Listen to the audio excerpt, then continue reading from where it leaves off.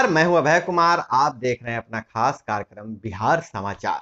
बिहार समाचार में खबरें बिहार की, बातें बिहार की, देश दुनिया की तमाम खबरें जो आपको जानना जरूरी है। बिहार समाचार में हम खबर लेते हैं सत्ता के गलियारों से, पंचायत के गलियों से और गांव के चौपालों से, जो कहीं न कहीं आपके जीवन को प्रभावित करता है। तो बिहार समाचार में हम पहली खबर लेते हैं नीतीश कुमार। मुख्यमंत्री नीतीश कुमार बाल बाल बचे, जेपी सेतु के पाया से टकराया नीतीश कुमार का स्टीमर। मुख्यमंत्री समेत 6 चोटिल दूसरे स्टीमर से पहुंचे गाय घाट।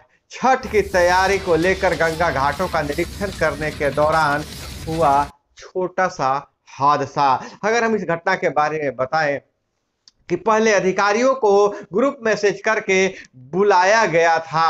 अधिकारियों को ग्रुप मैसेज करके बुलाया गया था कि दानापुर के नासरीगंज घाट पर सुबह पहुंच जाइए, चूंकि मुख्यमंत्री निरीक्षण करने आ रहे हैं। तो अधिकारी सब पहुंच गए थे। उसके बाद मुख्यमंत्री आते हैं, एक स्टीमर पर मुख्यमंत्री समेत 50 लोग सवार होकर जाते हैं, गंगा घाट का निरीक्षण करने के लिए निकलते हैं।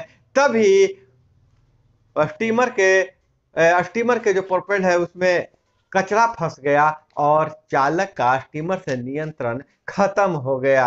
हालांकि जब वह गुजर रहे थे गांधी सेतु के, तो उसके पाया से टकरा रहा था, तो उस समय भी स्टीमर चालक ने आवाज देकर पीछे के अधिकारियों को सचेत किया था। लोग हाथ से पाया को रोकना चाह रहे थे कि स्टीमर नहीं टकराए, लेकिन फिर भी स्टीमर टकरा गया। उस समय मुख्यमंत्री रेलिंग पकड़कर बाहर की ओर देख रहे थे, लड़खड़ाकर गिर पड़े, हल्की चोटें आई। उसके बाद स्थानीय वहां पर बोट पे सवार, स्टीमर पे सवार चिकित्सकों का दल ने उन्हें चिकित्सा दिया और सुरक्षा कर्मियों ने जब जमीन से उठाया, उसके बाद दूसरे छोटे स्टीमर से अधिकारियों के साथ फिर उनको गाय घाट लाया गया। हालांकि चिंता का विषय है कि छठ पूजा में जल स्तर बढ़ा हुआ है गंगा का, और कैसे अर्घ देगा, ध्यान में रखकर घाटों में सुरक्षा का, जल स्तर को ध्यान में रखकर घाटों पर सुरक्षा का इंतजाम किया जाएगा, जिसका जायजा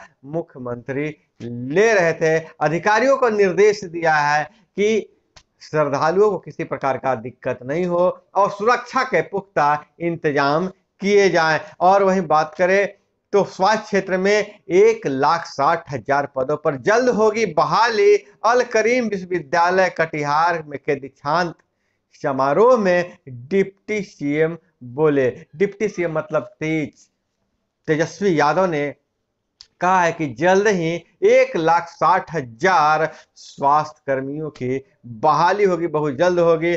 और जिलों में सभी 17,000 लघु और कुटीर उद्योग मार्च 2024 तक खुल जाएंगे। मुजफ्फरपुर में उद्योग मेला का उद्घाटन करते उद्योग मंत्री ने दी जानकारी। तो उद्योग मेला का उद्घाटन हो रहा है और मंत्री जी महोदय जाकर उसका उद्घाटन भी कर रहे हैं, लेकिन गजब गजब कांड भी हो रहे हैं उद्योग मेला में। जी हाँ, औरंगाबाद जिले में भी उद्योग मेला का आयोजन किया गया था। उद्यमियों को आकर्षित करने के लिए वहां कार्यक्रम रखे गए थे।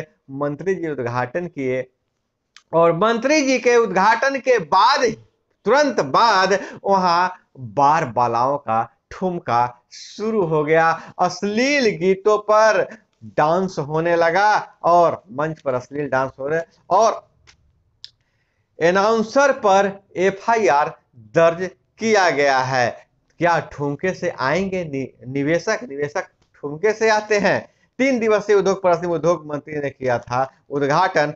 पदाधिकारी बोले मंत्री जी के साथ पदाधिकारी चले गए थे समीक्षा में, अनाउंसर ने किया है गड़बड़ी। कार्यक्रम के लिए 80,000 का बजट रखा गया था कि ताकि उद्यमियों को आकर्षित किया जाए, यहाँ पूंजी निवेश हो और उनके मनोरंजन के लिए बार बालाओं का डांस का व्यवस्था कर दिया गया। खैर, बिहार में सब जायज है, होते रहता है। और बात करें तो पटना से जुड़ेगा पूर्वांचल एक्सप्रेसवे। अब दिल्ली 8 घंटे में ही जा सकेंगे। दिल्ली की दूरी 45 किलोमीटर कम होगी, 2 साल में होगा तैयार।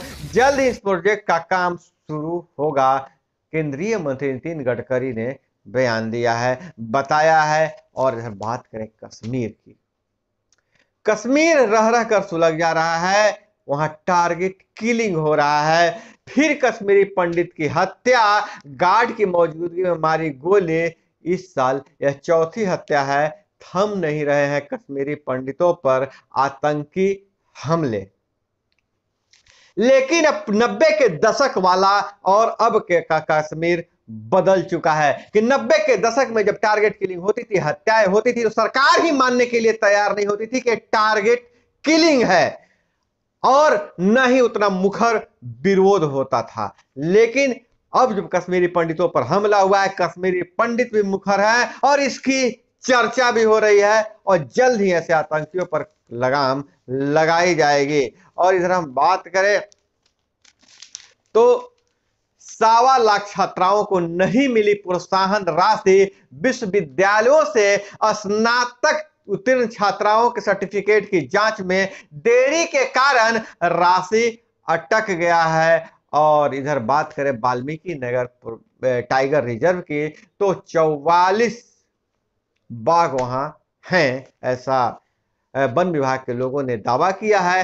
3 माह तक चला सर्वे, हो रही है गिनती। अब तक 44 बाघों की गिनती हो चुकी है। और पटना में कारगिल चौक के पास वारदात हो गया। रिटायर्ड हवलदार से 2 लाख भरा बैग थैला झपट्टा मार गिरोह ने झपट लिया। और इधर एसडीआरएफ ने आत्महत्या करने वाले 2 लोगों को बचाया है। दोनों सुसाइड करने को नदी में लगा दी थी छलांग। एक महिला और एक पुरुष। महिला को गाय घाट से तो पुरुष के क्लब घाट से बचाया गया। मानसिक स्थिति ठीक नहीं रहने के कारण गंडक में कूदा। और कार चालक को पीटने वाले फाइनेंस कंपनी के 6 कर्मी गिरफ्तार, गए जेल। और 40 वर्ष से अधिक उम्र की महिलाएं वर्ष में एक बार मेमोग्राफी अवश्य कराएं। ब्रेस्ट कैंसर पर एनएमसीएच में जागरूकता कार्यक्रम का हुआ आयोजन। और इधर बात करें, फ्रॉड गिरोह बहुत चल रहा है। हालांकि आपको सचेत करने के लिए मैं वीडियो भी डालते रहता हूं कि फ्रॉडगिरी से कैसे बचे। बिजली विभाग के नाम पे भी मैसेज किए जा रहे हैं, और व्हाट्सएप मैसेज करके आपसे ऐप इंस्टॉल कराया जा रहा है, पैसे निकाल लिया जा रहा है। तो वहीं पटना से जगनपुरा की घटना है। वहां की रहने वाली नूतन देवी ज्वेलरी बंधक रख लिया कर कर्ज लिया था, और खाता में डालते ही फ्रॉड ने निकाल लिया। और इधर सूबे के 259 निकायों में नदी तालाब के 2500 से अधिक घाटों पर जल जमाव। तैयारी में जुटी सरकार। गंगा समेत कई नदियों में उफान जारी। बड़ी चिंता यह है कि छठ महापर्व में कैसे देंगे सूर्य देव को अर्घ।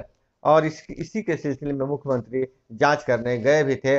कटिहार की बरंडी नदी पर नाव डूबी, 5 लापता, 200 मिले, 10 लोग सवार थे। और इधर बात करें तो गब्बू सिंह, जी हाँ, ललन सिंह के करीबी, जदयू नेता ललन सिंह के करीबी गब्बू सिंह के यहाँ वित्तीय अनियमितता के सबूत मिले।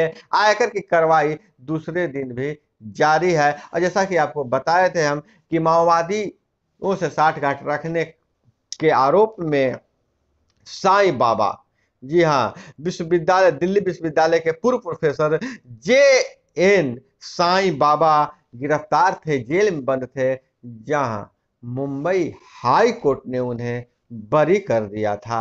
लेकिन सुप्रीम कोर्ट ने उस फैसले पर रोक लगा दिया है और उनकी रिहाई रोक दी है।